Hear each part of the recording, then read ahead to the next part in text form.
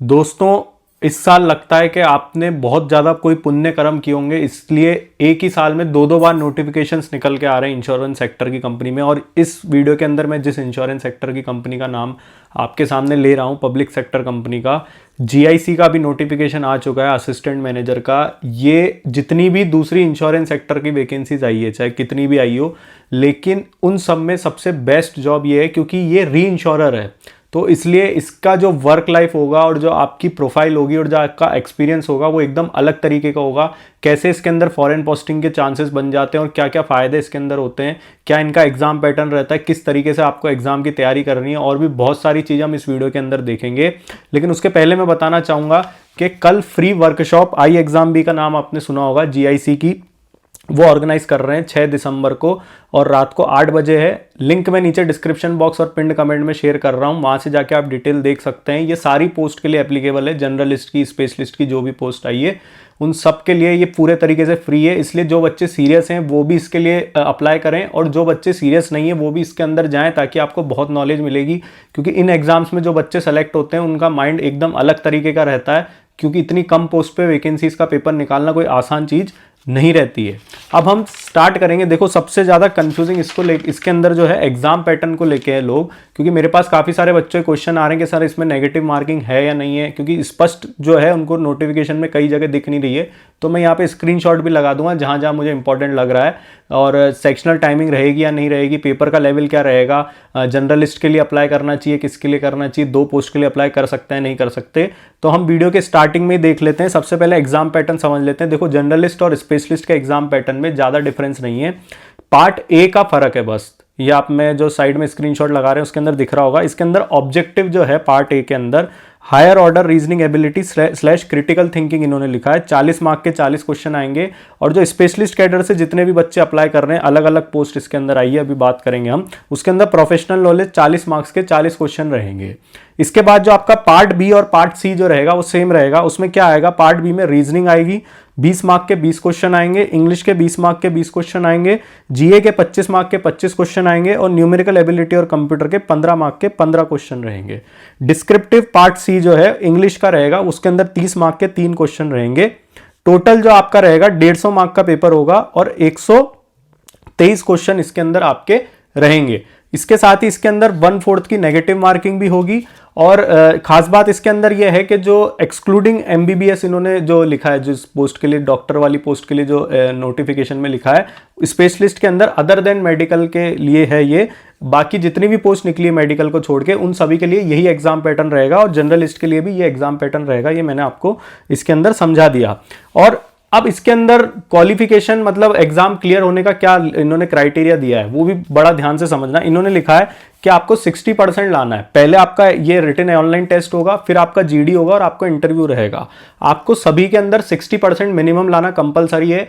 हाँ, क्वालिफाइंग ये 60% है। अगर बच्चे अच्छा स्कोर कर जाते हैं तो एक कट ऑफ जो है वो इंक्रीज भी जीआईसी कर सकता है अपने लेवल पे, लेकिन 60% मिनिमम है। सेक्शनल कट ऑफ का इसके अंदर जीआईसी ने नहीं लिखा है। आपको ओवरऑल इसके अंदर इतने मार्क्स जो है वो लेके आने ऑनलाइन टेस्ट के अंदर।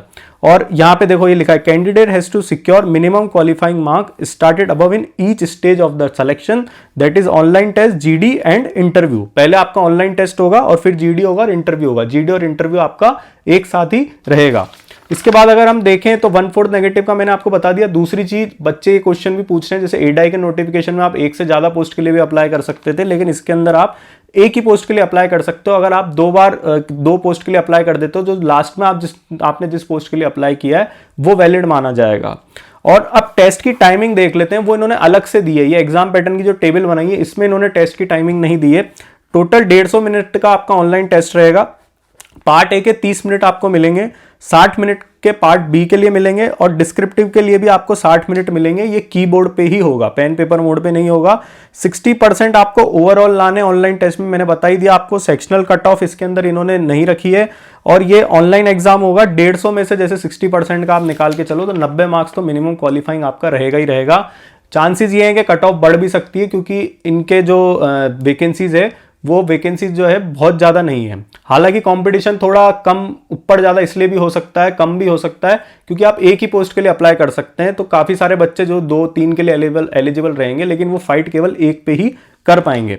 अब हम देखते हैं इनकी दूसरी चीजें कि वैकेंसीज टोटल कितनी आई है। तो 110 वैकेंसीज आई है, जनरलिस्ट की 18 वैकेंसीज है, और इसके अंदर इन्होंने जो क्वालिफिकेशन लिखा है वो ध्यान से समझना कि बैचलर में 60% आपका होना जरूरी है। अब बैचलर के अंदर आपके पास चाहे प्राइवेट से हो या डिस्टेंस मोड से हो, रेगुलर मोड से हो, इससे मतलब नहीं है। इन्होंने बैचलर लिखा है, डिजायरेबल में इन्होंने लिखा है PG/MBA, लेकिन इसका मतलब ये नहीं है कि आपके पास ये चीज नहीं है तो आप इस पोस्ट के लिए एलिजिबल नहीं है। हाँ, ये जरूर है कि डिजायरेबल इन्होंने यहाँ पे शब्द लिखा है, तो प्रेफरेंस ये हो सकता है कि बाद में उन लोगों को दें। अब इसमें एक कंफ्यूजन ये है कि सर अगर किसी के बैचलर में 60% नहीं है या डिजायरेबल में इन्होंने PG/MBA मांगा है, तो क्या हमारे अगर वहां पे 60% है तो हम अप्लाई कर सकते हैं? तो देखो, नोटिफिकेशन के हिसाब से तो साफ ये समझ में आ रहा है कि जो असेंशियल क्वालिफिकेशन है उसके हिसाब से आप नहीं कर सकते। भले ही आपके PG में 60% हो, बैचलर में अगर आपके 60% होंगे और PG में भले ही सेकंड डिवीजन हो तो उससे मतलब नहीं रह जाता है, या आपके पास PG नहीं होगी तो भी आप एलिजिबल हो जाओगे अगर आपके बैचलर में केवल 60% मार्क्स हैं।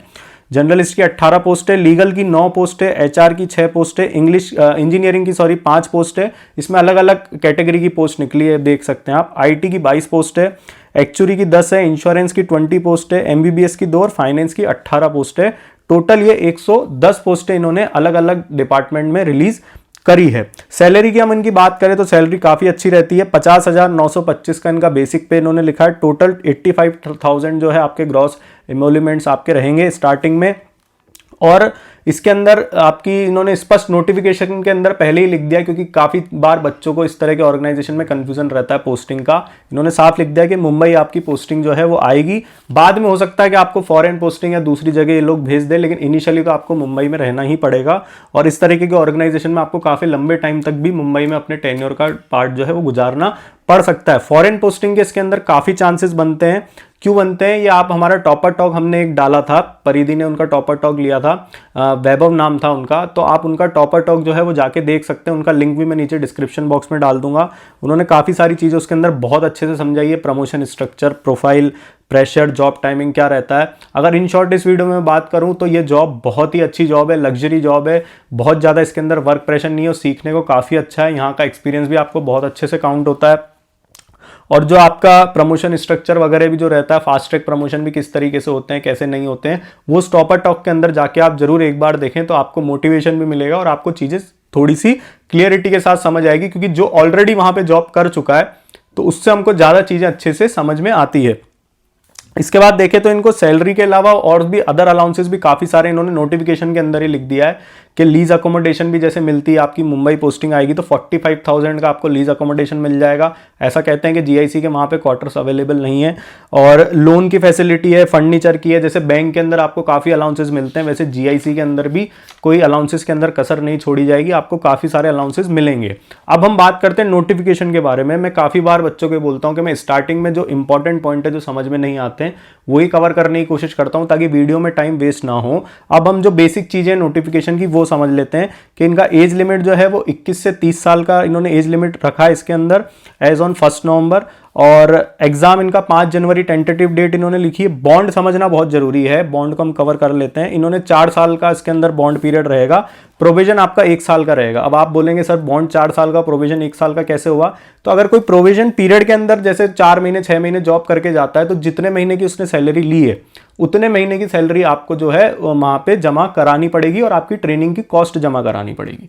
लेकिन मान लो किसी ने प्रोविजन के बाद 2 साल जॉब कर ली और 4 साल का आपका बॉन्ड अमाउंट है, तो प्रोपोर्शनेटली आपका बॉन्ड अमाउंट जो है वो कम होता चला जाएगा। प्रोपोर्शनेटली कैसे काउंट करेंगे ये कि आपको 1 ईयर की प्रोविजन की ग्रॉस सैलरी जो है वो जमा करानी पड़ेगी। अब जैसे किसी ने 3 साल 2 साल काम कर लिया तो 50% 40% जितना भी इनका रहेगा वो आपका कम हो जाएगा। जो आपको प्रोविजन में टोटल सैलरी मिली है 1 साल में, उसमें आपको 6 महीने की ही जमा करानी पड़ेगी। जैसे 4 साल का और टोटल 2 साल आपने काम कर लिया तो 6 महीने की आपको जमा करानी पड़ेगी। ऐसे इनका प्रोपोर्शनेटली कम होता चला जाएगा। और दूसरी चीज, जॉब इतनी अच्छी है कि इसमें आप पैसा भी आपको 1 साल 2 साल में इतना मिल जाएगा कि बॉन्ड के लिए आपको घर वालों से पैसे लेने की जरूरत नहीं पड़ेगी।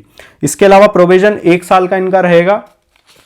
और एग्जाम लेवल की अगर हम बात करें तो एक वीडियो परिधि ने भी डाला था और टॉपर टॉक भी आप जाके देख सकते हैं। इनका एग्जाम लेवल जो जैसे SBI PO वगैरह के लेवल रहते हैं, इतना टफ लेवल नहीं रहता है। अगर आप थोड़ी भी प्लानिंग के साथ और अच्छे से तैयारी करेंगे और हार्ड वर्क करेंगे तो आपका एग्ज़ाम जो है वो निकल सकता है। इतना मुश्किल नहीं है। जो बच्चों की पहले से तैयारी कंटिन्यू चल रही है और जिन्होंने इस साल जीआईसी अटेम्प्ट किया था, जब भी शायद 8-10 महीने जब भी इनका नोटिफिकेशन आया था इस साल, क्योंकि 2 बार रिलीज़ हो चुका है 1 साल के अंदर, तो जिन बच्चों ने वो एग्ज़ाम दिया था और उनका नहीं निकल पाया, उनको चाहिए कि वो इस एग्ज़ाम को जरूर दे, क्योंकि उससे उनको आइडिया लग गया होगा कि किस लेवल का इनका एग्ज़ाम का लेवल रहता है। इसके अलावा आपको और कोई डाउट है तो नीचे कमेंट बॉक्स में टाइप करें और हमारी चैनल को लाइक शेयर सब्सक्राइब करें। आप लोग का बहुत बहुत धन्यवाद।